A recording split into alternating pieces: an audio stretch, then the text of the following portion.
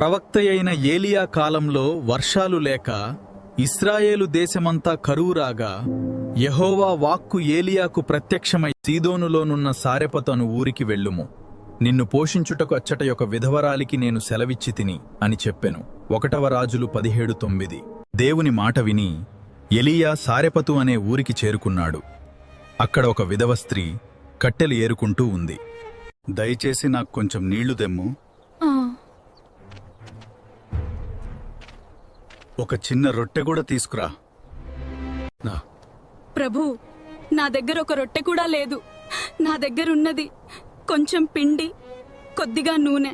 ఇప్పుడు కట్టెలేరుకుంటున్నాను. ఇంటికి వెళ్లి నేను నా కుమారుడు తిన్నాక మేం చావడమే మిగిలింది. భయపడకు, ముందుగా నాకు ఒక చిన్న రొట్టె చేస్తెమ్ము.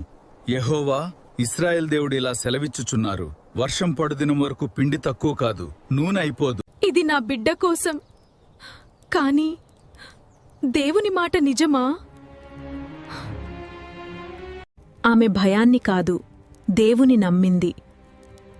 ఆమె వెళ్లి ఏలీయా మాట ప్రకారం చేసింది. ఆ రోజు నుంచి ఆమె పాత్ర ఖాళీ కాలేదు. పిండి తగ్గలేదు, నూనె తగ్గలేదు. తీసుకున్న కొద్దీ మళ్లీ నిండుతోంది. ఆమె చివరి ముద్ద దేవుని చేతిలో అంతులేని ఆశీర్వాదమైంది. ఆ విధముగా అతడును, ఆమెయు, ఆమె ఇంటివారును అనేక దినములు భోజనము చేయుచు వచ్చిరి. నీ దగ్గర ఉన్నది చాలా తక్కువగా అనిపించవచ్చు, కాని దేవుని చేతిలో అది చాలినది. నీ చివరి ఆశను కూడా దేవునికి అప్పగిస్తే అది ముగింపు కాదు, అద్భుతానికి ప్రారంభం.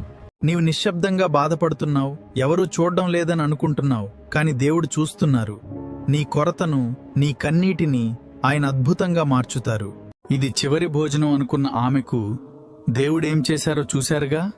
మీ జీవితంలో కూడా దేవుడు అద్భుతం చేస్తారని నమ్ముతున్నారా? ఏమేనని రాయండి.